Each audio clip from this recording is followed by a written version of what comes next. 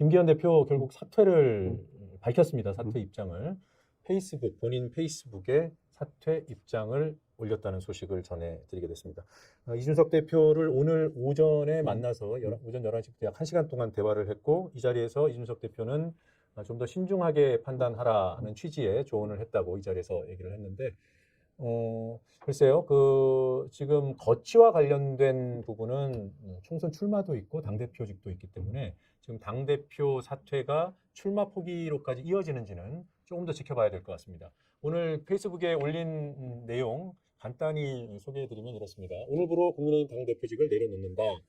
지난 9개월 동안 켜켜이 쌓여온 신적폐를 청산하고 대한민국의 정상화와 국민의힘, 나아가 윤석열 정부의 성공이라는 막중한 사명감을 안고 진심을 다해 일했지만 그 사명을 완수하지 못하고 소임을 내려놓게 돼 송구한 마음이다. 이런 요지입니다. 그리고 많은 분들께서 만류했지만 윤석열 정부의 성공과 국민의힘의 총선 승리는 너무나 절박한 역사와 시대의 명령이기 때문에 어려운 말을 쓰셨군요. 행유 부득, 반구 적이 이런 뜻입니다. 어떤 일의 결과를 자신에게서 찾아야 한다. 그러니까 겸손의 고사성어인데 이러한 심정으로 책임을 다한다. 당대표직을 내려놓는다.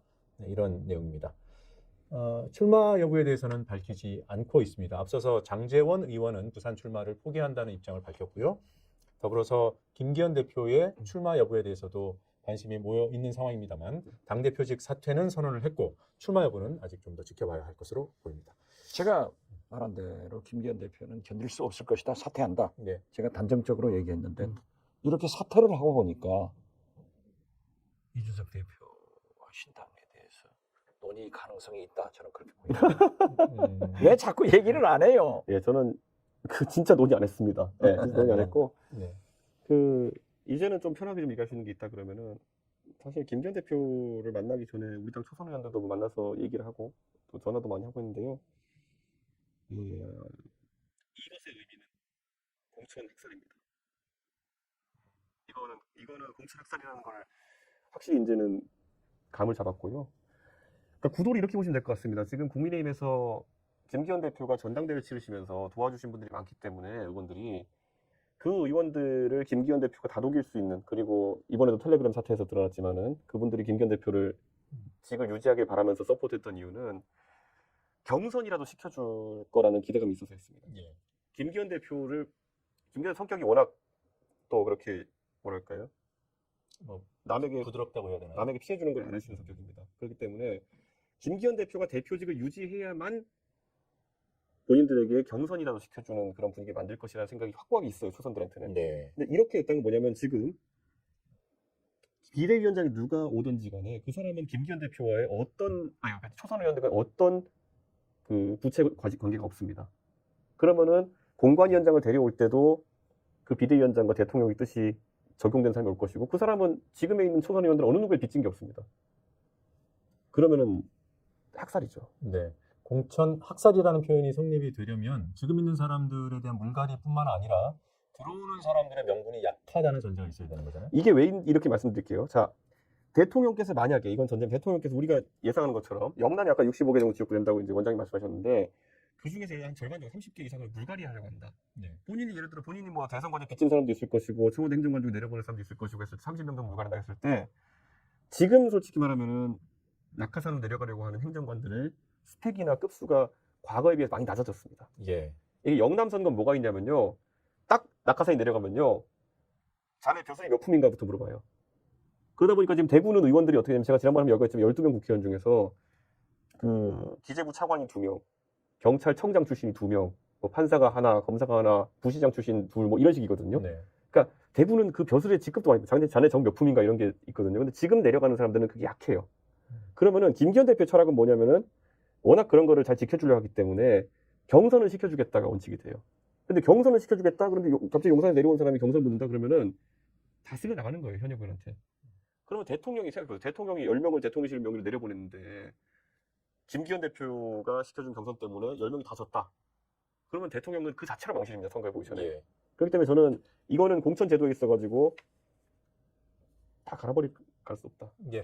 제가 누차 얘기를 했지만은 윤석열 대통령은 입당하면서도 밝혔잖아요.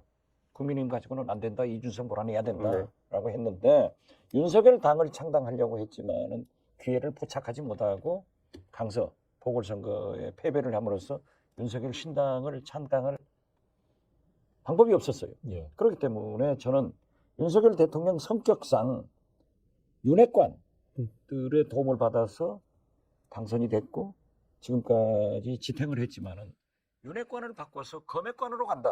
예. 그렇기 때문에 칼질할 수밖에 없는 거예요. 이게 그래도 네. 윤석열 대통령은 승리할 수 있다. 음. 이런 착각을 하고 있는데 민주당으로서는 그러한 착각이 굉장히 땡큐죠. 저는 이 오늘부로 선거가 되게 이제 이상해진 게 저는 지금 상황에서 이 머리가 돌아가는 여자구선이면은 이것의 의미를 빠르게 포착해야 됩니다. 원장님 제가 하는 말이 맞죠? 맞죠? 그런데 대한민국 탑스타에게 보기에도 제가 하는 말이 아니 맞죠? 맞아요. 그렇기 때문에 한국의 케네디가 탄생합니다. 아니 제가 질문- 케네디 대통령이 큐바를 위기 때 생각지도 않은 봉쇄를 해가지고 자기 리더십을 세우잖아요. 이건 자꾸 제가 얘기지만은 이준석 전 대표의 리더십은 윤석열 대통령의 똥볼에 의거해서 서지는 거예요. 정치는 상대적이란 말이에요. 예. 저거 되면은 신당 되는 거예요. 아니, 근데요, 제가 이제 저도 제가 뭐 정치한 지 이제 뭐 10년 됐지만은 우리 당의 지금 초선 의원님들은 오늘 이거에 대한 해석을 잘 못하실 겁니다. 아, 지금 해줬잖아요. 그 정도 수준인가요? 아니, 수준이라는 문제가 아니라 제 눈에도 어느 정도 아니, 보이는데. 사람이 자기 문제에 되면은 희망 회로를 돌리게 돼 있잖아요. 그렇죠. 그래서 이제 나는 괜찮을 거야 계속 동작할 건데요. 저는 네. 오늘 이거 방금 전에 김기현 대표 사퇴 속보 보고 또 저는 김기현 대표와 대화 나눈 걸 토대로 생각해 봤을 때 저는 그러면 예측하겠습니다. 비대위원장 원희룡. 원희룡. 네. 비대위원장 한동훈. 저는 공관위원장 인용환, 비대위원장 한동훈 네. 이 조합으로 갈 거예요. 다 기록해 놓으십시오. 네, 확인 들어갈 겁니다. 예. 아니 저는 그렇게 봐요. 네. 왜냐면 지금 비대위원장 어제 한동훈을 TV조선에 보도했잖아요. 네. 사실 그거 보고 당내에 비토 여론이 꽤 있습니다. 아니 비대위원은 있더라도 네. 인용환 위원장은 혁신위원장으로서 비교적 성공을 한 거예요. 윤석열 대통령이 상당한 네. 체리 따봉 보내잖아요. 네. 그런데 아니 진짜야. 그런데 자, 내가 공관위원장 달라. 그렇게 했죠, 그러니까 미리. 김기현 네. 대표가 너 네. 하고 이 혁신을 안 해주는데 여기에 대한 책임을 지고 나가게 하는데 저는 공관위원장 지금 윤석열 대통령은 국민적 지지를 받아야 돼요. 네. 그렇기 때문에 인용한 공관위원장을 시키고 네. 또 계속 떠들어댈 거예요. 원희룡 비대위원장으로는 장악을 못해요. 그분은 너무 좋은 분이야.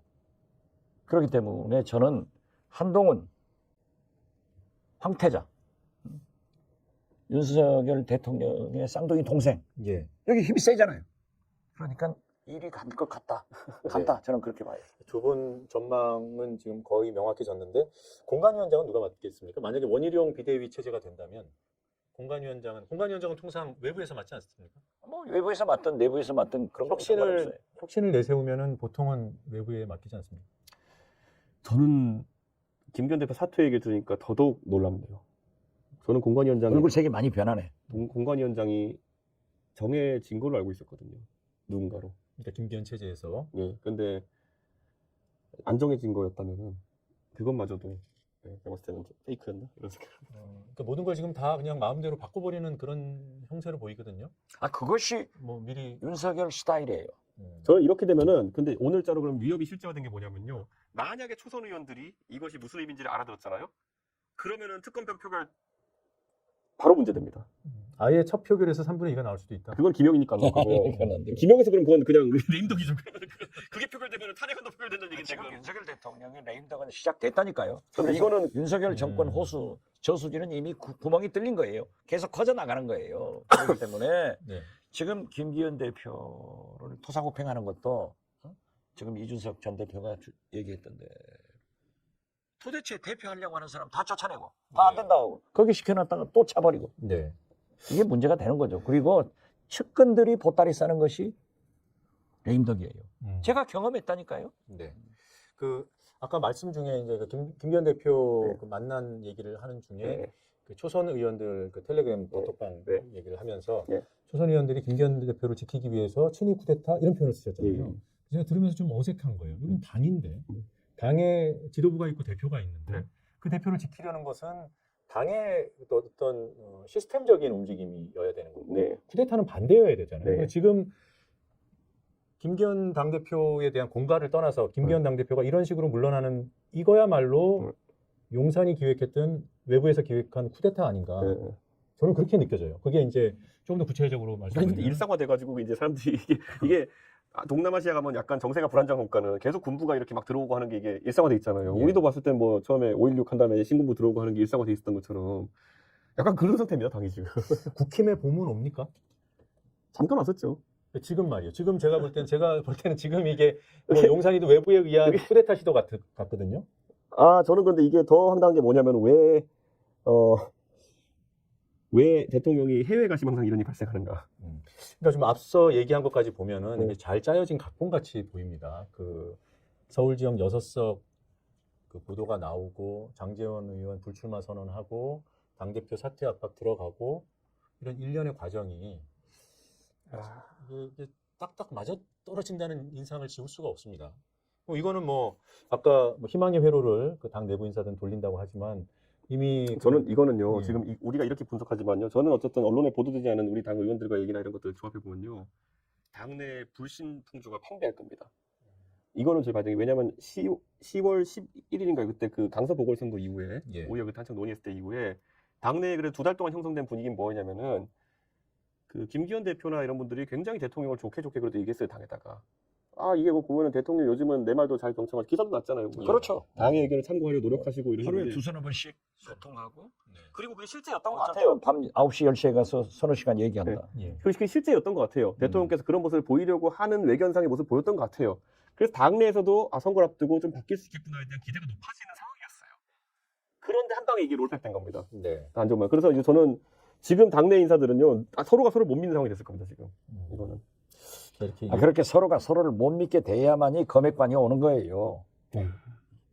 표고동 신문 뜻이 있으니까 이게 전개되는 거고 그러한 보도가 나오는 거고 오동잎 떨어지면 가을이 온 것을 알아야지. 그래서 나는 김기현 대표가 절대 나간다, 못 견딘다.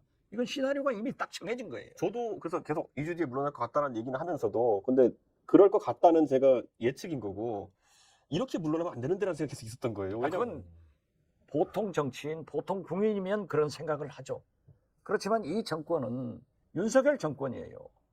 우리가 지금 그러니까 윤석열 대통령은 정치를 검찰 수사하듯 하고 검찰 수사는 정치하듯 하는 데서 문제가 발생하는 거 아니에요. 네. 저는 제가 얼마 전에 이제 그 당내 그 내용을 정통한 어떤 지인과 식사를 하면서, 아니, 대통령께서는 그 네덜란드 ASML 회사 뭐 유명한 회사긴 하지만 그거 우리가 슈퍼 을인데 가가지고 굳이 방문하시고 뭐 국빈 방문 왜 하실까요? 이렇게 했더니만은 별로 개의치 않게 그분이 이렇게 답했어요. 뭐 가인 동안에 국내에서 할 일이 있나 보지 뭐. 근데 지금 생각해 보니까 사실 이해가 안 가잖아요. 엑스포 때문에 그 해외에 나가시는 거에 대한 여론이 굉장히 안 좋은데도 결국엔 강행하신 거 아닙니까? 금년에 16번 나갔다. 예. 취임하고 네, 80일입니다. 80일. 예산이 얼마예요? 내 돈 가지고 지금 헬싱키 가신 거예요. 587억 원 썼습니다. 그런데 어떻게 됐든 대통령이 외교를 하는 것은 필요하죠. 그러니까 저는 그래서 ASML 뭐 네덜란드 방문 이런 것도 혹시 아까 우리 얘기했던 것처럼 가시고 그 전에 보도 그다음에 이런 거 장제원 의원까지 다 짜고 있은 거라면은 아마 김기현 대표는 사람 못 믿고 살 것 같습니다, 이제 보면. 네. 장제원 의원도 지난 6일 대통령께서 재벌 회장들하고 떡볶이 먹방할 때 그때 가서 만나셨다는 거 아니에요. 그렇기 때문에 나는 정리가 됐다. 그리고 장제원 의원은 부산시장 대권까지 꿈꾸는 분이에요. 그렇기 때문에 지금 이번에 국회의원 나와서 현직 국회의원 사퇴하고 부산시장 도전하기는 굉장히 부담인데 저는 2년 있다가 부산시장 가기 위해서 저는 뭐 대통령 실장이나 입각할 거예요. 경력 쌓는 거예요. 그런데 대통령들은 그러한 말씀을 잘 하더라고요. 제가 공보수석을 1년 반째 하고 있는데 김대중 대통령이 부르더니 이번에 문체부 장관으로 가서 일도 잘하고 경력을 쌓아가지고 네. 청와대로 돌아와라. 그건 비서실장으로 돌아오라는 거 아니에요? 그런 얘기인데 저는 대통령들이 그렇게 할 수 있다고 봐요. 그렇지만은 이건 일련의 흐름이 굉장히 어렵게 돼요. 우리나라 정치가 이렇게 되면은 집권 여당이 저렇게 되면은 정치는 나의 불행이 당신의 행복으로 안 갑니다. 그렇죠. 나의 불행은 꼭 당신의 불행으로 가요. 여당이 쪼개지면 야당도 쪼개지는 거예요. 그래서 이제 앞으로 정치권의 김건희 특검 또 수원지검의 이재명 대표의 구속영장 수사. 네. 청구 이런 것들이 굉장히 크게 소용돌이 칠 거예요.